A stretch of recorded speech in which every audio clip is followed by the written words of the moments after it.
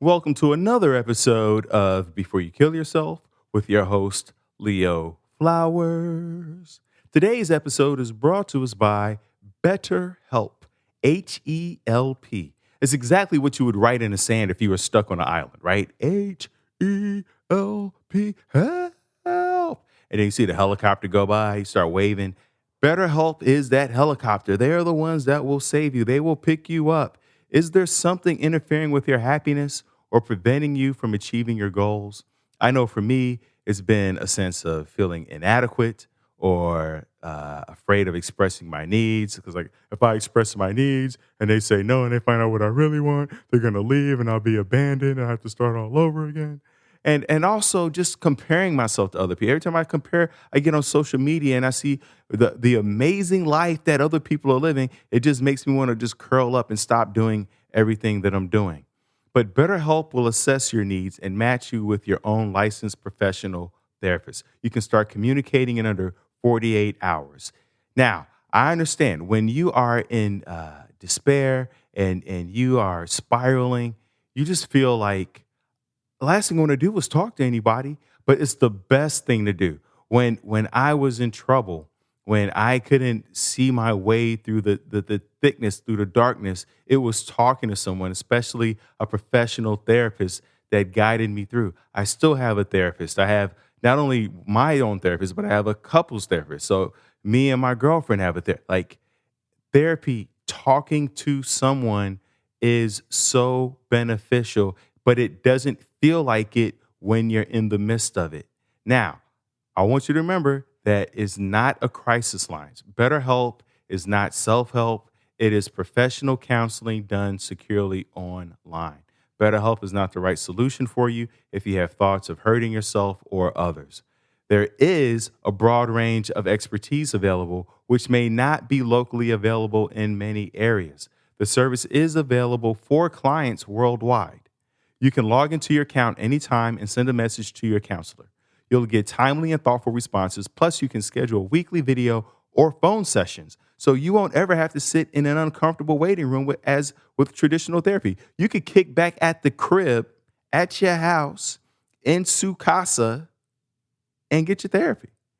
BetterHelp is committed to facilitating great therapeutic matches so they can make it easy and free to change counselors if needed. It's more affordable than traditional offline counseling. And here's the kicker, ladies and gents. Financial aid is available. That's right. But you don't have to go to college. College ain't the only one doling out financial aid. BetterHelp has financial aid because BetterHelp wants you to start living a happier life today. Visit their website and read their testimonials that are posted daily, right? Check them out. Visit betterhelp.com/Leo. That's right. I got a slash before the name. Go to betterhelp.com/Leo. That's better, HELP, and join the over 1 million people taking charge of their mental health with the help of an experienced professional. In fact, so many people have been using BetterHelp that they are recruiting additional counselors in all 50 states. Special offer. Here's a special offer. Check this out. This just came in just now. Special offer for my Before You Kill Yourself listeners. Get 10% off your first month at betterhelp.com/Leo. That's right. Just for tuning in, just for being a friend, an ally, just somebody who I enjoy spending my time with. 10% off your first month if you go to betterhelp.com/Leo. Let's go.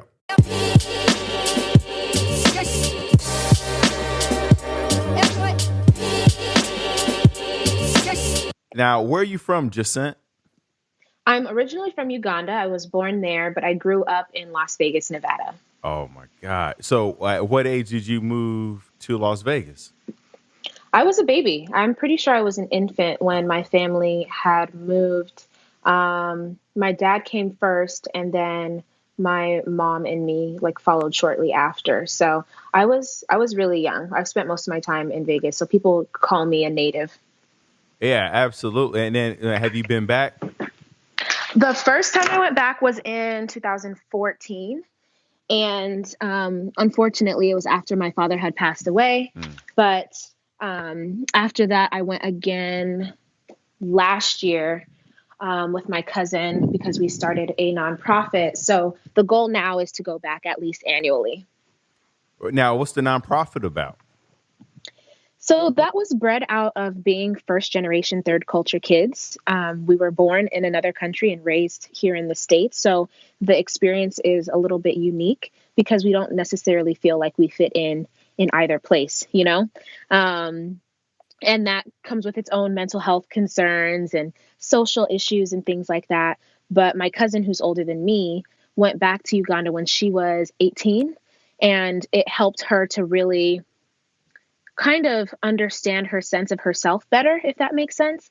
And then when I went back, I had the same experience. So it's pretty much to promote for first generation youth to visit their country of origin, to understand their culture, customs, and practices more, as well as their service oriented trips that we take. So the first trip, in order to kind of help fund that agenda, was actually taking master's students in public health from National University to Uganda. And they volunteered in the hospital and did community outreach and stuff like that. So we facilitated the study abroad trip essentially for National University to Uganda. And then that helped us to get money to then hopefully take some youth, because we want to be able to pay for it completely.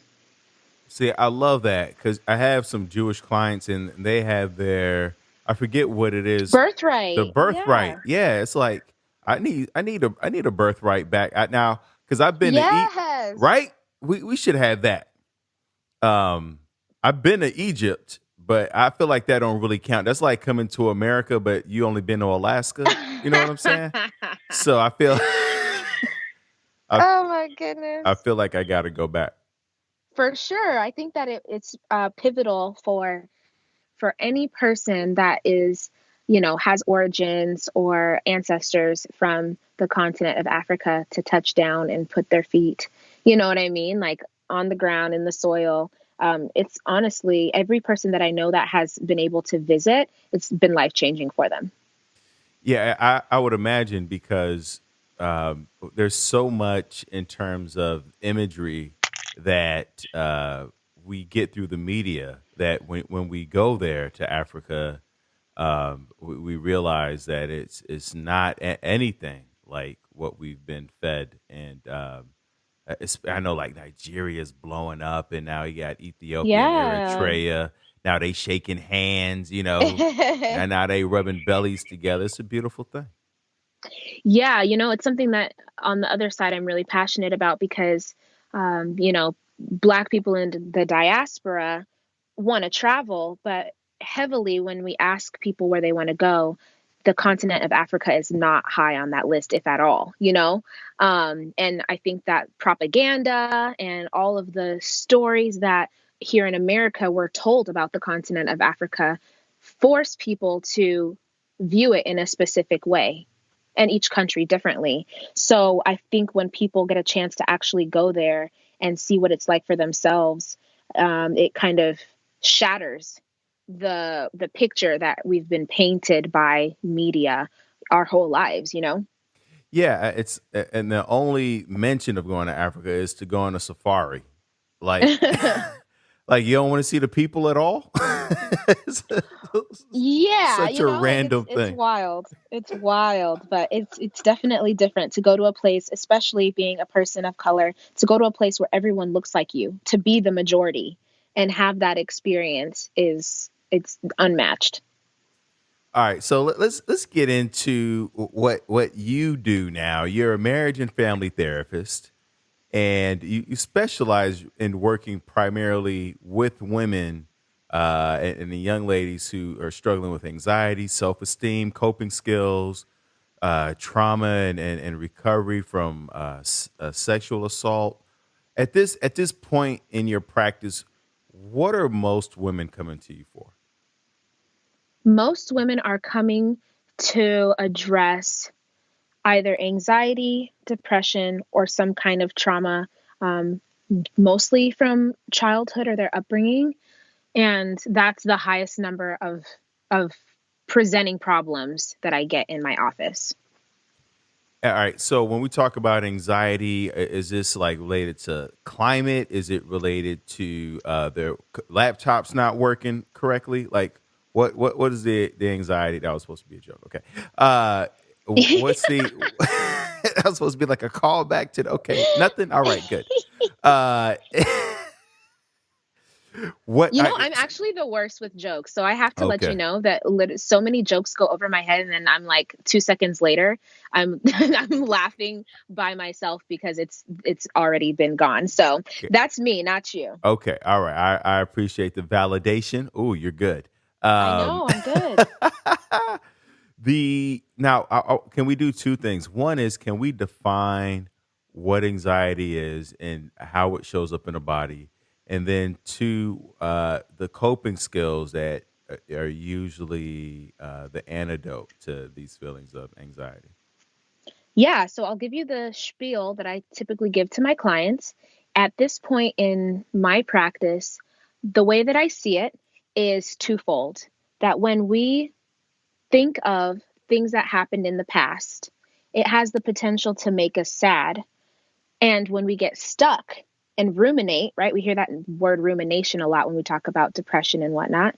Then when we get stuck in the past, thinking shoulda, coulda, woulda, all that stuff, it leads to depression. So I see it on a spectrum. And that's when we're stuck in the past and it leads to paralysis. So that's why people that are depressed don't want to get out of bed. They lack motivation or energy to do anything.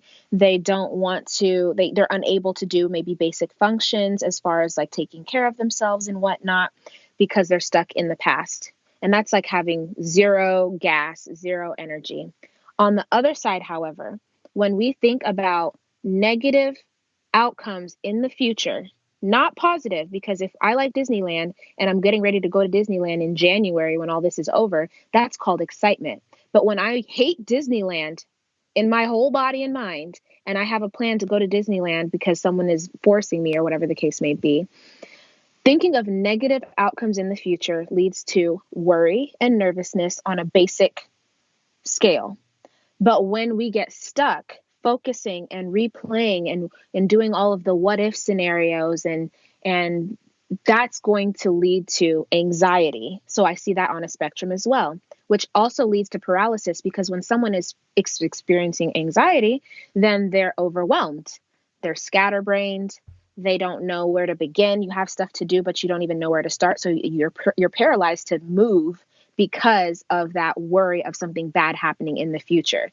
The way that it shows up in the body is that it could lead to, some physiological effects such as your heart rate changing. It could lead to, it could go all the way to like messing with your vision. Stress on the body, we are able to cope with when it's short term, but we are not built to manage and maintain chronic stress over time. So when we experience chronic stress, if someone's in a traumatic situation or relationship or living in a traumatic climate or something like that, we're experiencing stress over the long term that really has some negative effects on the body biologically, chemically, really in a lot of different ways. And so that's when someone gets stuck in the future. To me, I've come to the realization that my practice happens to be quite mindfulness based because if you're not in the past and you're not in the future, where are you? You're in the present. And so a lot of things in the moment are typically okay if we sit and look around a room. That's why grounding works. That's why meditation and mindfulness have a high likelihood of working. That's why CBT works because it's helping clients to hopefully visit the past and the future so that we can make informed decisions in the present moment, but not getting stuck there. How do we gently bring ourselves back to the moment so that we're not experiencing distress over the long term? So that's kind of like my quick spiel that I typically give to clients and my go-to methods on how to help clients deal with those symptoms. I love that you said, how do we gently bring ourselves into the current moment? Yeah, because it makes me think of those old black and white movies where like the woman would be going crazy hysterically and yelling, and then a guy would Mm-hmm. slap her to, Oh, right? Or he would shake her. Or and we do that and maybe not such a violent way now, and that was acceptable to show on television, and that was That was just like what was on TV in those old black and whites, or people, throw cold water on their faces, or Mhm. yell or breathe into a bag, like all these kind of jarring ways to snap us back into the present. So I like the idea that you said, how do we gently, lovingly, compassionately bring ourselves into the here and now? That's how I know I'm a terrible person because that made me laugh, and that's not funny. But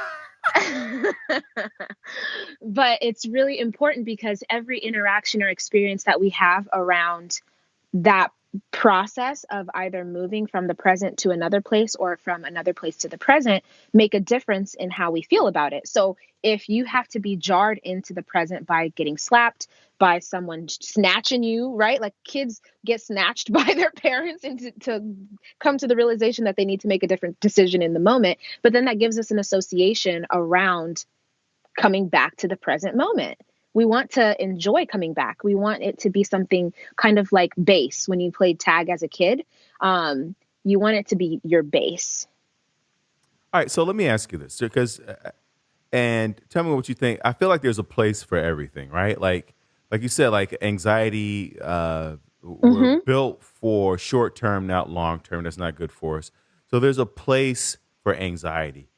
What's the place for looking back at the past, and what's the place for looking towards the future?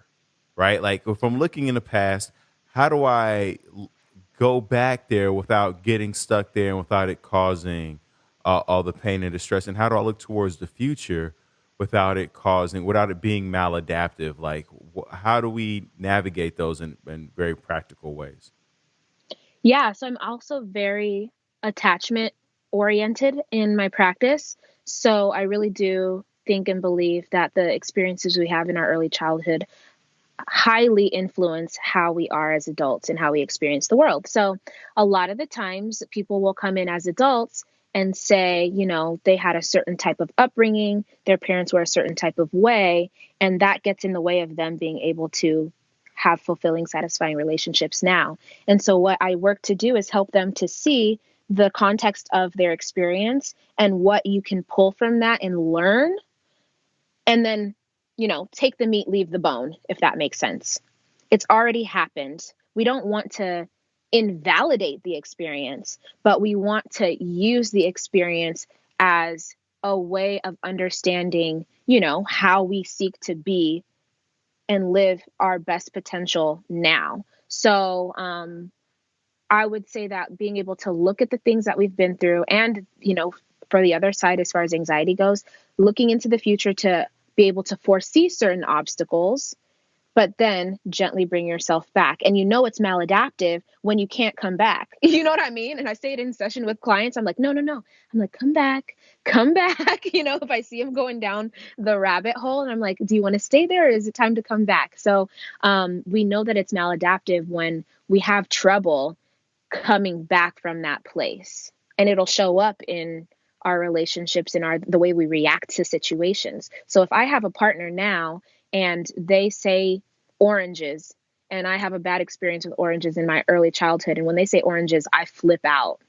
Well, we know that when they go to that place, that they're having trouble coming back and understanding the context and what that maybe potentially being an isolated incident that they don't have to continue to repeat and live through now.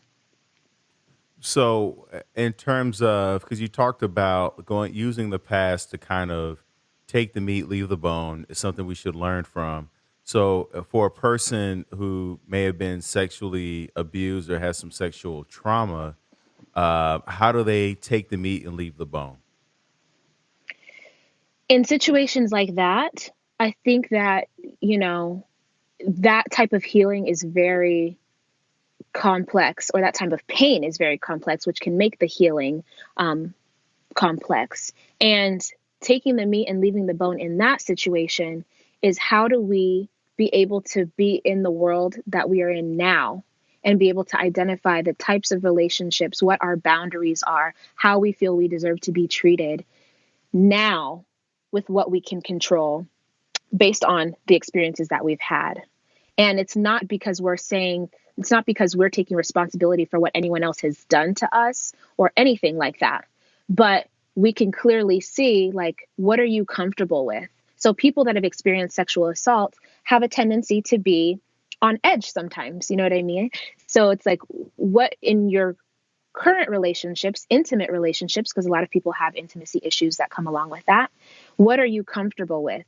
Do you need someone to not touch you on your shoulder from behind because you need to see them coming and you need to know that they're about to touch you? Do you need to have your partner ask for permission to sit next to you or to be close to you because that's what you're comfortable with? It's because of the experience you had before, but it's not your fault or hopefully continuing to get in the way of you being able to move forward in the present. I love that you asked the question, what are you comfortable with? I find that a lot of growth happens in asking the right questions, right? And I love Hmm. that word comfortable because so often when we hear the word comfortable, it's in like these motivational speeches in terms of if you want to grow, you gotta be comfortable with being Mm. uncomfortable. And so I think that a lot of people who've been through trauma internalize that and feel like, oh, Hmm. well, if I want to grow, then I should be comfortable with this uneasiness, with this Mm. discomfort. And so can you speak to, like, can we give some context to that? Yeah, I think that unfortunately, those who have had experiences like that also have a high tolerance for discomfort. So they'll let things slide that they wouldn't otherwise because that tolerance is pretty high. And I think that we can also be uncomfortable when we're being vulnerable. And vulnerability we oftentimes see as weakness, but I think that it takes a really strong person to be vulnerable and honest with themselves about what they need and then communicate that to other people. And so to flip it on its head, you know what I mean, is that, okay, if we're going to go with the notion that you need to be uncomfortable in order to grow, well, then that maybe means that we need to understand, talk about, heal from the uncomfortable things that you went through so that you can grow and no longer let it stand in your way. If it's We don't want to get comfortable and keep pushing the boundaries of of our limits because that's going to take us to a place where we either blow up or run away. You know what I mean? So I'm attachment focused. Everything comes down to if our fear is triggered, it's going to stimulate a fight, flight, or freeze response. So that's why people in relationships have a tendency to either ghost people, to blow their phone up, or like, what's the word, clam up when they're triggered. So what we don't want is people to be pushing those limits because the realm of trauma is different than, if you haven't had that be a part of your story and you're just doing regular personal growth. You know what I mean? It's different. Those are different realms.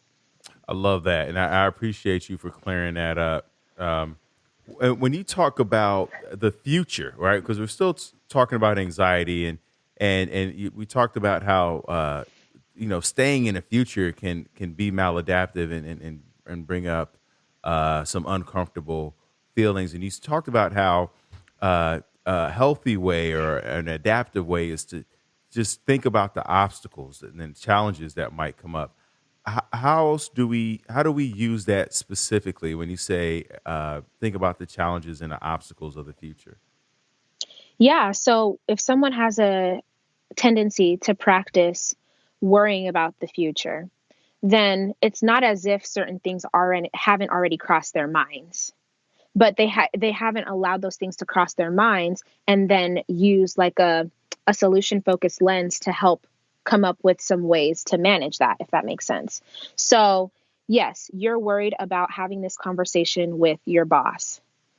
So what are some things that you think are going to happen, and what replies or things can you kind of prepare yourself with, whether it's information, answers, questions, to go into that meeting feeling like, okay, I don't know exactly what's going to happen, but at least I have some tools. It's about hope because you may never have exactly the right tool or exactly the right answer for things. But if we have hope, then we can typically do things off of hope. if that makes sense. So visiting the future, being able to foresee the obstacles, but not let it lead to this downward spiral of woe is me, nothing's ever going to change, fill in the blank, and instead position yourself in a place of solving problems when you look at those obstacles in the future and brainstorm some solutions. That's going to feel, it's going to make you feel hopeful, which will then make you feel like you can at least try that thing out, if that makes any sense. Absolutely. It definitely makes sense. I mean, if when we plan and we feel prepared, then that does create hope. It's when we're just kind of sitting on our hands that allows that fear and anxiety to kind of build on itself and gain momentum. Yeah. So when I used to work at UNLV, the university here in Las Vegas, with freshmen, underrepresented youth, and, you know, there was a lot of test anxiety and things like that. The research shows that test anxiety has a high correlation with lack of preparation. So the more prepared someone is, the less anxious they feel. And that to me kind of is something that can be kind of taken into the grander context that the more prepared we feel, it doesn't even have to be true. The more prepared we feel, the less anxious we'll be. And that's why, again, things like CBT work, because you can walk yourself through negative thoughts or, those automatic negative thoughts and challenge them. And as you challenge them and realize, are they even valid in the first place, what we think is going to happen, then we feel more prepared for those situations, which then makes us experience less distress in the moment. I do stand up, and the more prepared I am for the show, the less anxiety I feel. But Hmm. also I have two additional tactics that I add to that. Is one is I realize that I have to work out if I have like an exam or something big coming up. I have to Yeah. physically get that out of my body, and then two, I have to have something planned for after the event that I Hmm. anticipate. It's something that like whether it's going to see a movie, or I think that's why a lot of people go to bars after work, or Hmm. they don't have that to have a release valve planned. Whether it's just go get a massage or go hang out with friends, but something to where my day is not dependent on that major event. Like the test is like if you have a test, then have something planned after, so you're not caught up in thinking about it and how you did, etc. I want to scream because I'm like, yes, but that would be bad for audio. That's exactly what I talk about with clients is that not only do we have to be prepared, we have to be able to detach ourselves from the outcome. So one of the reasons why we experience stress or anxiety is because we're so attached to outcomes going a specific way. So for a lot of women that I work with and stuff, they've already decided that by 30 they're supposed to be have been married with one kid and half a dog and whatever, you know what I mean, like the white picket fence picture. And because they're getting closer and closer to that age and not they're not seeing that outcome occur and they're attached to it, that they're experiencing anxiety. And so when we can detach ourselves from the outcome, knowing that your life will go on if you fail this test completely and have to take it again, if you don't get into this school, if you don't get this job, if this relationship doesn't work out, the world will not end. And having something like an event, like you said, something to do after to kind of commemorate that, I think is absolutely genius. And I always mention that when we're driving, if we get a flat tire, we can't just keep driving with the flat tire. We have to stop. But even if we take the tire off, we can't drive without a tire on the car at all. We have to replace it. So people get so focused and hung up on the negative things, whether it's the outcomes, whether it's the things that they've been through, that they want to get rid of whatever that negative thing is, which makes sense. But we don't spend enough time figuring out what to replace, like a flat tire, what to replace that thing with. So if we shift our focus to what we can replace the outcome with that we're so attached to, then we have hope. Again, hope is all that anybody needs to keep going. We don't even actually need results. If we have hope, then we feel like, okay, I can wake up another day and do this, like, okay, I can try again. and maybe things will go better. You know what I mean? So the question that we should be asking ourselves is not what are your goals, but what gives you hope. Exactly. Yeah.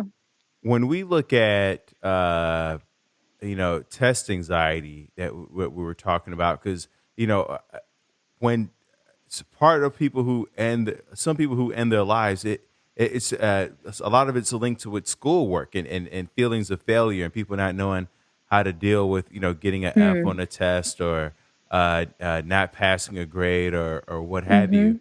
Mhm. um, and we talked about like having something, that you do before, having something planned after. Is there also, when we look at postpartum depression, is that the case for that also? In that there's such an expectation of what's going to happen when they have the baby, and so much emphasis is put on that, but because they don't have anything, I'm not sure how to phrase this. Like having the baby is like taking the test. That's the event, and then the expectation is that you're going to feel amazing, which would be like an A. But then you don't. I guess the Mm. question is, what could we plan post pregnancy to detach from the outcome of having the baby? Yeah, you already kind of mentioned it, which I think is genius, is that because the expectation is so high and because society paints this picture of how pregnancy is supposed to look and how motherhood, early motherhood is supposed to look, that when someone experiences something outside of that picture, that it's not only that the experience or the outcome is a letdown, that we attach it to our character and our identity. So then not only is it that I feel like crap after having this kid that I'm supposed to love, I actually kind of, they're annoying or whatever, like cry in the middle of the night, I'm tired or whatever. It's that I then feel like a bad person, like a bad mom, a bad human because of how I feel. So there's this compounding effect, just like with the test. Not only does it mean that I failed the test, it's not just about the test, it's about the meaning we attach to having failed, that I am stupid, that I am worthless because my worth is attached to my career or my degree or whatever. And in order to help mitigate that after response for those who have children, I think education is key. So I think that pregnant people being educated before, during, after as much as possible to prepare for the potential outcome is necessary because as a woman, in my childbearing years, I can name on my one finger actually how many times we talked about the reproductive process when I was in school. One time, I think it was like eighth grade or something like that, we watched a video of a baby being born, and I was like, whoa, I don't know if I want to do that. That looks creepy. And we never really talked about it again. So we don't get a lot of education, whether it's coming from the household and your parents educating you, whether it's coming from the school, whether whatever. I don't think that both women and men are getting enough education around what things really look like. And I also think because we live in a rugged, individualistic society, America, that we don't have the collective community to support us in that process. The saying, it takes a village, didn't come from nowhere. So having a baby, yes, one person birthed them out of their body, but having support like a postpartum doula, a lot of people don't even know what a postpartum doula is. Someone to be there to support you emotionally and physically through the process of those early days and months, maybe even years of having a child, as opposed to people thinking, I'm supposed to grow this baby for 9 months, pop them out, and I'm supposed to be the primary caregiver of this child on my own and enjoy it. That's crazy, like that's crazy making. Right, because when we think about having a baby, historically, there was I forget what the midwife, Hmm. who was there, through with you throughout the entire process, and like you said, you literally were when you gave a baby, the whole village knew that you were giving a baby, and everybody was stopping by and all the Hmm. shenanigans. So yeah, that whole idea of we've only applied that idea of it takes a village to raise children, to just children, but it takes a village for adults too. Like no adult wants to be by themselves. Yeah, you know what? I'm like, children, at least if they can walk and they can talk, like, they're all right. Like it takes a village to get things off the ground. You know what I mean? And maybe throughout the whole entire process. But I think because of, the combination of the society that we live in, the media, I almost want to say like propaganda, because it's not true that, this experience of motherhood is the same for everybody, that we are constantly, like early on, little girls have little baby dolls. It's not that they shouldn't, but hopefully there should be education and context around what that looks like, in that everyone has a different experience, and that's okay. Absolutely. And a lot of trauma that's happened is usually like within the family with parents. For adults who have who've been abused or neglected by their parents and the parents are still alive, how do we how do we get them to communicate with the parents so that that's kind of not resolved but managed, or do we even need to bring the parents into the fold? Yeah, I think that's a case by case situation, in that some people's parents might be more open to the idea of having those conversations than others. And for those who are open, prepping for that conversation, I'll walk clients through, identifying their primary feelings and what they actually want to communicate and what are their hopes for the interaction, as well as preparing them for things not going the way that they expect, and not being attached to the outcome, because it's not necessary that things have to be resolved with them, but it might turn into having to accept, do some acceptance work to manage that. Now, I always ask, is it safe? Is this person safe, both physically and emotionally, to try to do a repair with? Because some people's parents, how do I say this in a nice way? Some people's parents suck. That's probably the nicest way I can put it. And and they're not going to be able to have this conversation in a way that doesn't create more harm. So if that's the case, my client, being that they're my priority as their therapist, I'm going to prep my client by helping them to understand, what are your needs, what are your boundaries, to make sure that you're safe both physically and emotionally, and how can you do your best to try to either have these conversations or learn to accept them as they are, or do you need to have more boundaries and space physically from this person, if it's really just not a good situation. So it really is case by case. Ideally, it would be lovely to do the repair, but it realistically, not every parent is in a place to have that confrontation. Right, right. I want to switch gears just a little bit, and because you worked in a juvenile detention facility, Hmm. where if I understand it correctly, you helped kids who had thought about or were thinking about ending their lives, and talking them through it, and keeping them here on Earth for a little while longer. What uh, what was the precipitating events, or like why, and then how did we give them coping skills to keep them moving forward? Yeah, that was a crazy job because I had applied for it with the county and I didn't know what it was until my first day. And they're like, "You're going to talk about suicide." And I was like, "Great." So it was difficult because they're young people. I think it's challenging to see such young, vibrant people with potential feel so hopeless. And most of the time when they came in, they had histories of trauma, and really difficult life circumstances and situations. Some of them have been through more than some, 40, 50, 60-year olds on the planet. They had lived a lot of life in a short amount of time. And I think Oprah said it, that everyone wants three things: to be seen, to be heard, and to be understood. Now, life isn't perfect. So sometimes we don't get all three of those needs met. And we can hold on hope again, right? When maybe one of those things or two of those things is met at some level. But I think when people get to a point where they don't feel all three. They don't feel seen, they don't feel heard, they don't feel understood.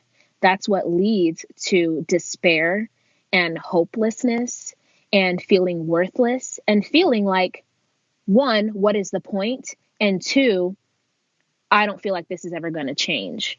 So that's the situation that a lot of those kids were in. And sometimes it was difficult to argue with them because they're to tell a 13-year-old, you know, let's see how we can help you hang on till you're 18. Because the situations that they were in were, for a lack of better terms, like, I don't know, I'm trying not to curse, but they were bad. It was really, really bad. And they couldn't just up and leave their situation because they're minors.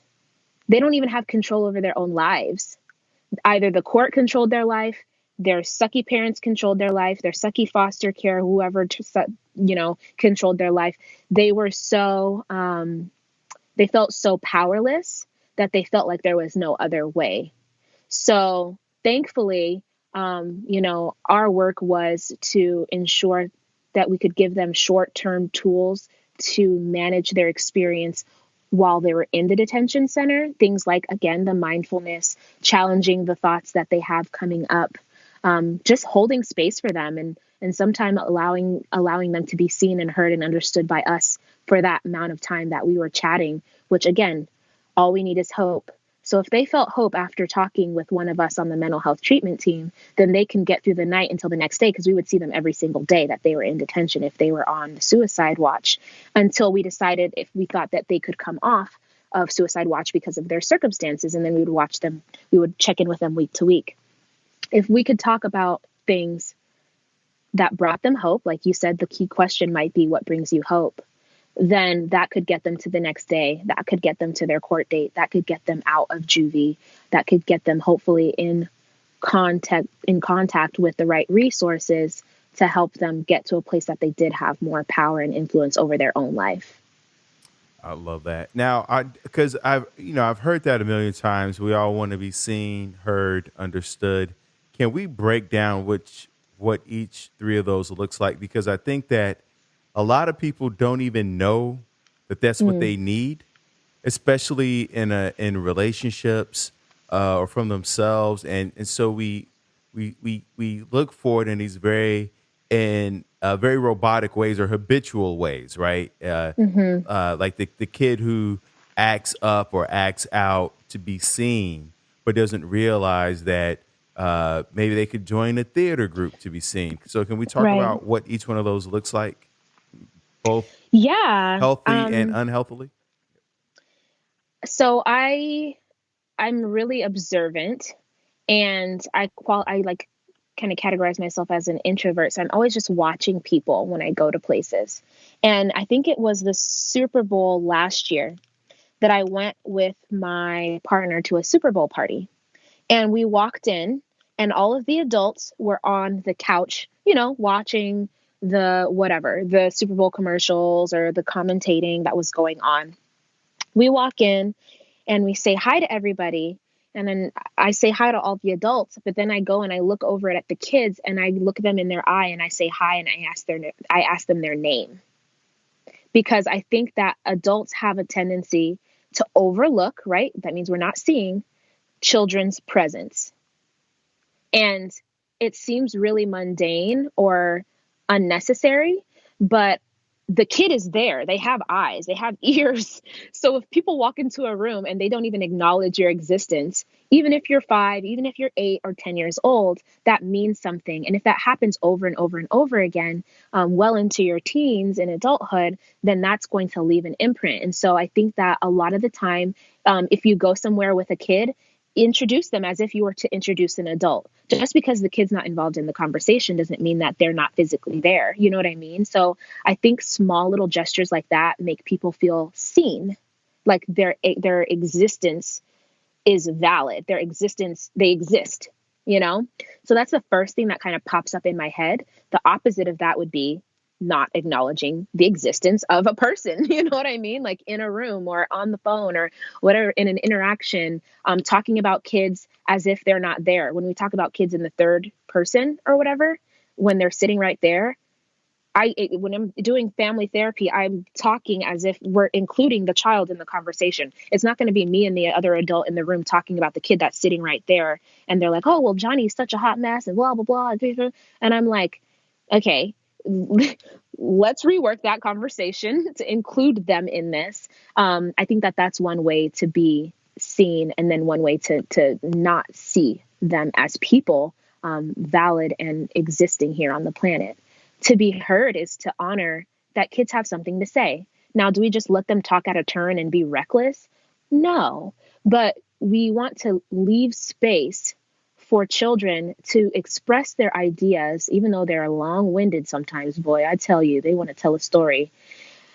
And you gotta just hold yourself to, you're like, okay, all right, Johnny. Like it can, sometimes they're long-winded, but it's really, really, really necessary on some level to hold space for children to express themselves with full attention. So now we have electronics. One way to not hear a kid is to, while they're talking to you, be on your electronics and not be looking at them in their face, potentially getting on their level. I work at a school, so I kneel down a lot with the littles and look them in their eyes and treating them like little adults, essentially. The context of our conversation may not be adult, but the way I'm treating you is that I respect you and that you matter, and what you have to say, I'm going to listen to. Will I agree all the time? Not necessarily, but I'm going to hear you out and we're going to have a collaborative conversation. So I think that we go from feeling like we tell little kids what to do because we're guiding them and we're teaching them a lot, but we never grow out of that. I think adults have trouble growing out of and evolving with young people as they get older, because our hope, hopefully, is to help to integrate them into the adult world, to be contributing citizens to society. So that means the older that they're getting, the more collaborative we have to be, the more responsibility we're giving, the more that what they say gets weighed into the decision-making process. So I think that's key. Understood. To understand does not mean to agree. So I think that people get that mixed up and feel like, well, I'm not going to just agree with whatever they say. That's not what the goal is. The goal is to put yourself in their shoes, to practice empathy for a child. So what is it like for a kid who wants to go play with their friends to be told no, and what that reaction would look like and why they're responding the way that they are? Then you get all upset about it and whatnot. I really, at the end of the day, with the understanding piece, is really just about empathy. So the more that we can practice empathy with kids, we know that their life isn't going to end, but they're just the age that they are. They only have the life experience that they have. So if they feel like the world is ending, then by all means, we need to act like the world is ending for them, because that's how they feel.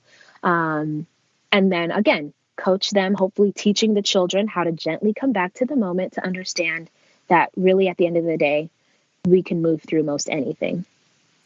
Yeah, all those movies is always, especially with parents and kids in the movies, there's always a scene where the kid slams the door, is like, you just don't understand me. And and what is that, the kid, so the kid's really saying that you're not able to meet me Mm-hmm. where I am right now. I think the world's ending, and you're saying Mm-hmm. that it's not, but that's what it feels like to me. It's constant invalidation.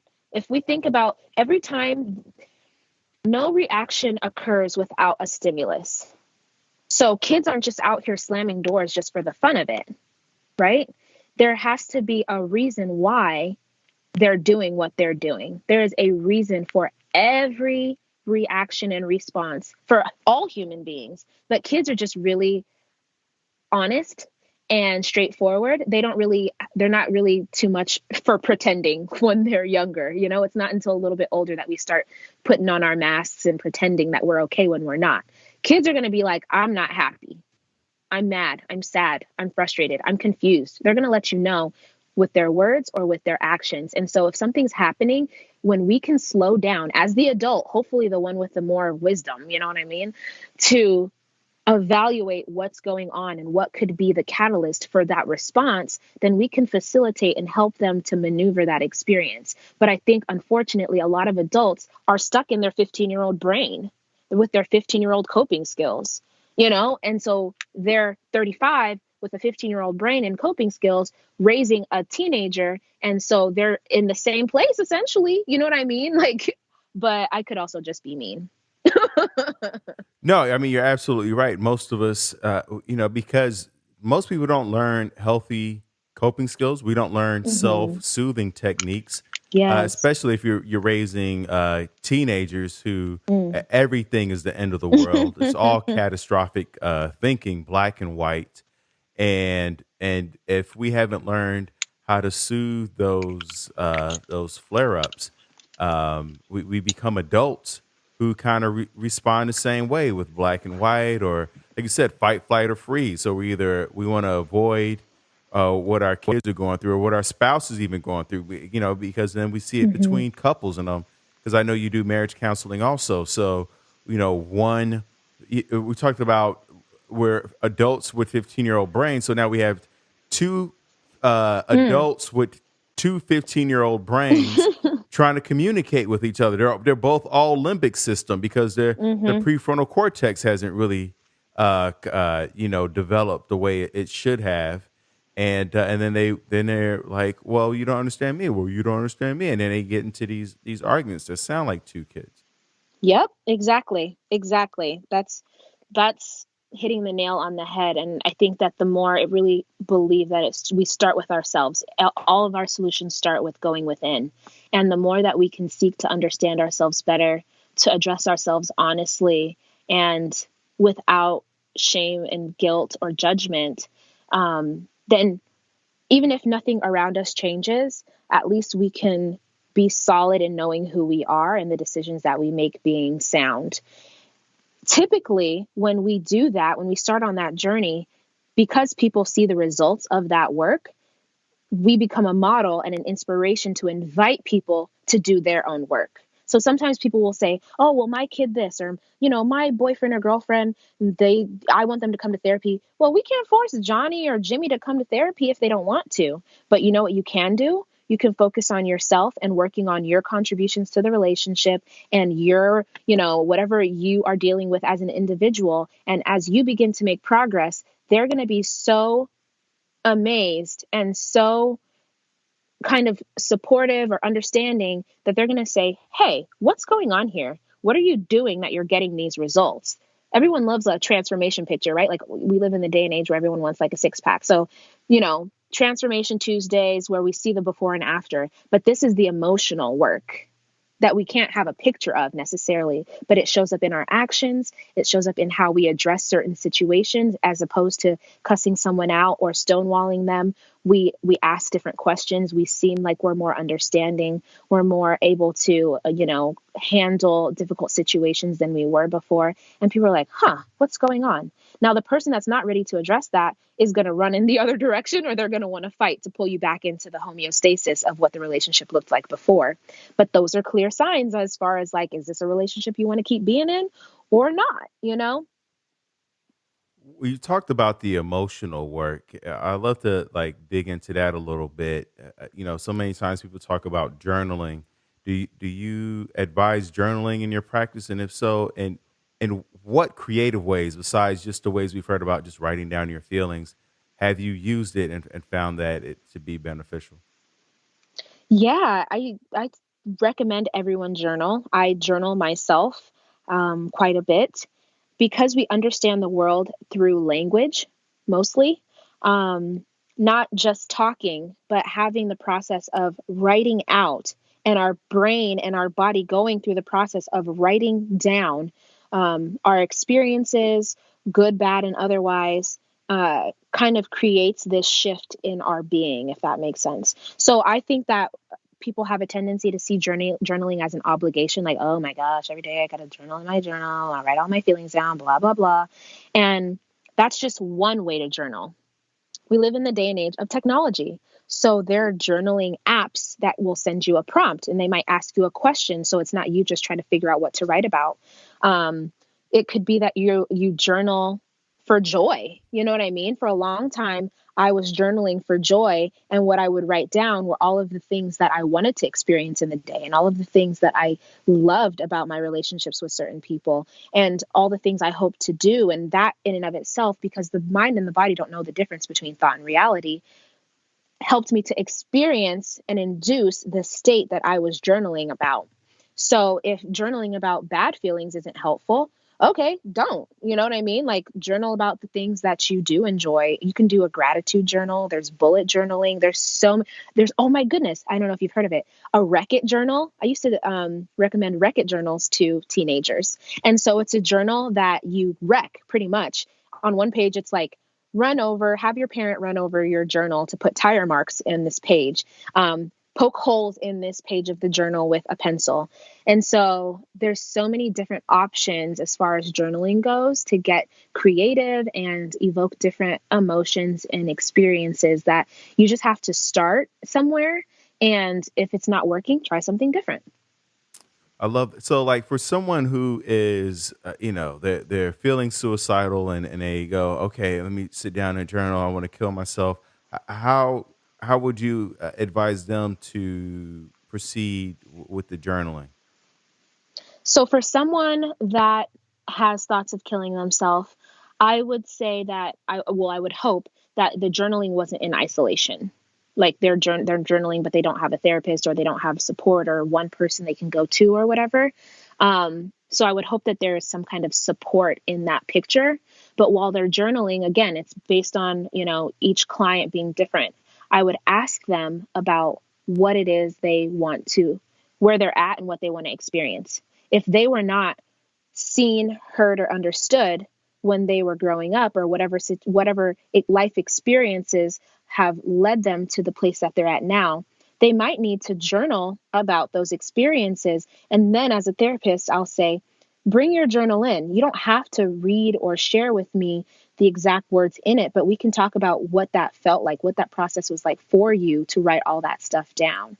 And so you don't have to be seen, heard, or understood by the person, but you might be seen, heard, or understood by your journal. Journal to a person, you know what I mean? Journal to little you, or journal to hurt you, or journal to future you. So again, because it is a very one-on-one process to figure out their formula specifically, I would ask questions around how it's going to be most effective for them specifically. Wow, that's a very powerful. Right, currently I'm journaling for vitality. It's a word Mm. when I hear a word that I'm like, I never used that word before. I was like, what is this? Let me start googling this, and you're right, because then you start looking for vitality in your life. You start hmm thinking about how do I express this, and instead of always, the depression, the anxiety, all these, I call them buzzwords or trending words, but there's so many other words that people are experiencing that we don't that just doesn't get the media attention. Exactly. Yeah. So I think we have to do a little bit more digging and be open. Be open to trying something different. Be open to what path that might lead down so that we can, hopefully have a different experience and start to feel that hope that keeps us going. Do you have a morning routine? Because I would imagine hearing these stories and doing the work that you do, like to make sure that you're fortified and shore it up before you, show up for other people. That has to be a process. Yeah, so the morning routine changes. It changes based on the day, based on how I feel, weather, all that fun stuff.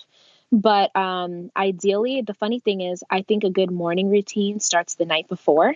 So I actually prime myself for my sleep with certain meditations or what it is that I want to, I will say in my mind or out loud that I want my sleep to re-energize me, to give me rest, to prepare me, all that fun stuff. I used to deal with a lot of, well, I don't know. I guess at some points it was depression, and at other points it was kind of, that being stuck stuff. And so I would always wake up in the morning really just feeling like, what am I here for? And like, what, like, What is this all about? I didn't wake up happy. I'm not a morning person. So the night before, I did an experiment. And the night before, I would say to myself, I want to wake up feeling gratitude. I want to wake up feeling energized. I want to wake up feeling joy. And I would prime myself the night before I would go to sleep. And then in the morning, I would realize that I felt different than I would when I just went to sleep. So to me, a good morning routine starts the night before. I wake up, I listen to meditation music or a curated playlist. So I have my motivation playlist that has like Big Sean on it and Drake and stuff like that. I have a mellow one that has what's his name? Khalid and like Coldplay. And I will choose what state that I would like to induce. Sometimes I will jump on my bed. Sometimes I will journal. Sometimes I will go for a run, like you said. I also deal with a little bit of anxiety. So, physical anxiety, in that my body is just like, there's so much, I think it's just having so much energy in me that it doesn't know where to go. So, running helps me to manage and focus that energy early on, first thing. And then my heart rate is different, my energy is different and manageable throughout the day. So I will do that. I think I mentioned journaling already. Visualization. So it can get really crazy. So I really do my best to try to protect the first 30 minutes to the first hour of the day. And then at nighttime, protecting the last 30 minutes to hour of the day to really just sit with myself, do a check-in of an inventory of where I'm at and what I need so that I can honor myself in that moment and in that day. And when I do that, I tell you, it makes things so much better than when I don't do it. I can clearly see a difference of when I do that stuff and I'm on top of it and when I don't. That sounds similar to my morning routine. I journal, exercise, read, meditate. Now, you don't do you drink coffee or tea in the morning? Are you a caffeine person? I drink tea. Oh yeah, I'm a green tea. My girl just brought back some Century green tea. I'm excited to There you try it go. out tomorrow. She knows my heart.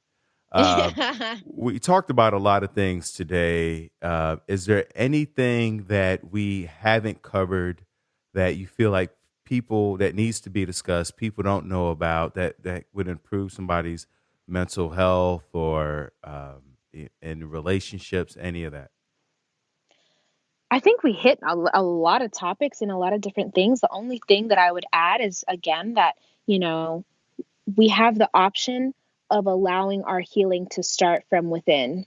And when we do that, when we take the time, allow ourselves to sit with ourselves and figure out and evaluate and see ourselves, we get better at asking for our needs to be met in from other people. And so if we want our needs to be met by other people, I often tend to feel like we need to meet those needs for ourselves and be the model for other people to emulate, if that makes sense.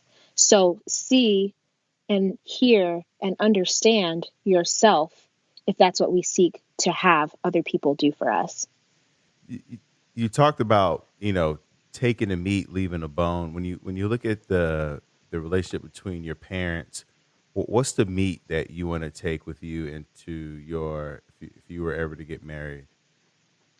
Yeah, so my parents' relationship I was only exposed to for the first few years of my life, but the meat that I would take is joy, have fun, like continue to have fun with each other, regardless of life's challenges. And so I think there's a Stan Tack in his book called Your Brain on Love. He talks about couples having to tense and pulse. And so being able to tense and pulse in my relationship, even if we have a challenge, can we table it and still watch a movie and enjoy each other? If there's a conflict that we need to manage or resolve, can we say, all right, we're going to come back to this, but I still love you and we still have inside jokes and we can still go grab dinner and enjoy each other in the midst of these other things that we are tackling together. To be teammates, I guess, is the best way to put it. I love that. Thank you for sharing that. And then last question that I ask of all my guests, because I always imagine there may be one person listening in who may be on the precipice of ending their life. Before you kill yourself, what would you say to them, Jacent? Before you kill yourself, I would say that if no one else cares, that I care and that you care, here on the phone with me, right? We're having this conversation because we care. And even if we haven't met you yet, we want you to be able to live and fulfill whatever it is within you, that pulls at your heart and maybe is a part of what causes distress because you see a life that you're not living right now and it's difficult to not be in that place yet.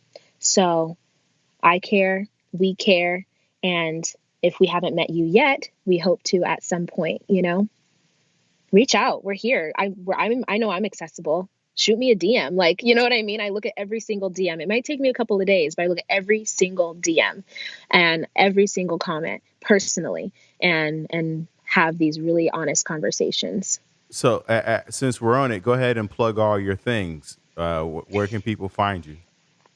Yeah, so I'm most active on Instagram. So that's Jacent Gems, JACENTS GEMS. I have also got my own podcast for young creatives looking to remove the roadblocks in the way of their success. And that is Jacent Gems as well, available wherever you can listen to podcasts. And that's where you can find me. Come, let's chat. Let's have a good conversation. Like, everybody is my best friend. Like, we're best friends now. You didn't even know it. So there you go. I mean, you said you got Drake and DJ Khaled on the playlist, so of course we're best friends. I mean, let's go. You know what I'm saying? I'm like, I share my playlist with you. You share yours with me. Right. We're Uh, going to do a swap. Absolutely, absolutely. For the listeners out there, thank you for joining us. Remember, this podcast is not a substitute for you going to get help, for you working with Jacent, for you going to therapy, for you going to counseling, for you sitting down and journaling, for you going for a walk and asking yourself deeper questions and all the things, all the numbers. Call the 1-800-SUICIDE number. There are international numbers. There are text lines. There are groups. There's all types of resources throughout the world. No matter where you are in the world, you can access the resources either in person or online. Some of them you have to pay. Some are sliding scales. Some are free. But the point is, there is something out there for you, no matter what your circumstances are. Uh, at the end of the day, and you can also go to thrivewithleo.com to work with yours truly for one-on-one coaching. And with that said, let's get to tomorrow together. Thank you so much, Jacent. Thank you. And just a quick reminder, BetterHelp is not a crisis line and wants you to start living a happier life today. So go to BetterHelp, HELP /Leo, and enjoy your 10% off today. Today, you can start your journey to being happy, to achieving your goals, to feeling heard and connected. You can start communicating now. It's worldwide, and you can join the over 1 million people taking charge of their mental health with the help of an experienced professional now. Go to betterhelp.com /Leo to start your journey today.